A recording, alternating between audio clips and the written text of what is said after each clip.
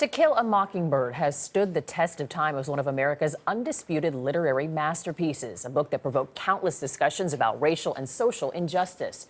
But after it was released in 1960, author Harper Lee retreated from the spotlight and never published again.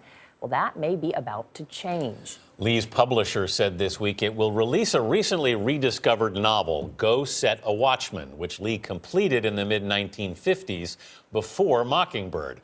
But some who know the 88-year-old Lee are protesting. They insist she would never authorize publication of a book she kept hidden for almost 60 years and say she's being taken advantage of.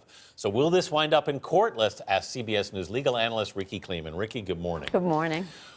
How do you determine whether somebody's being taken advantage of in a situation like this? Well, one of the things that we have to look at are who are the people who are actually representing Harper Lee. You have an agent who went to HarperCollins and said, in essence, have I got a deal for you? Yeah. And this agent, Mr. Nurnberg, is really well respected in the business. So we almost put him to the side. Then we look at the lawyer, Tanya Carter. Tanya Carter, you have to understand this family.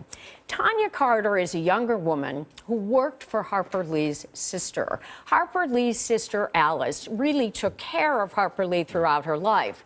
And Tanya Carter, the lawyer, got, as I would say, the good housekeeping seal of approval from these sisters. It is Tanya Carter who is going forward with this case. Right.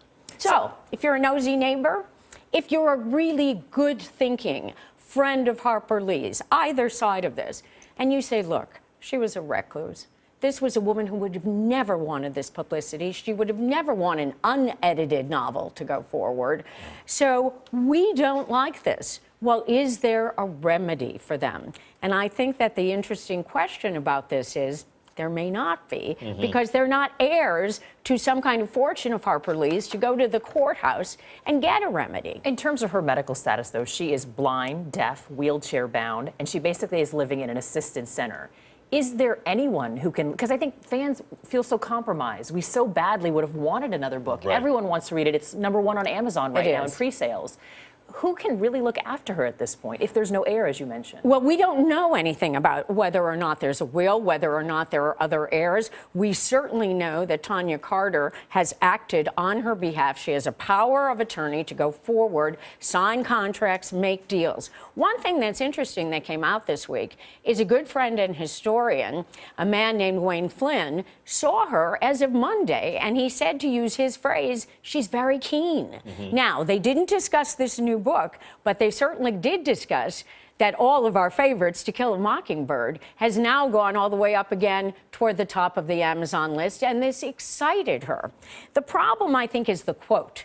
What the lawyer has said, Harper Lee said, is, I'm alive and kicking and happy as hell, with a reaction. And other people say, well, that's not really what Harper Lee would have said at this state of being. Right. If they really, really have a problem, they can go to Adult Protective Services and try to start an investigation. And then you know what happens? We all lose. Right. We all want this novel to be published. Right.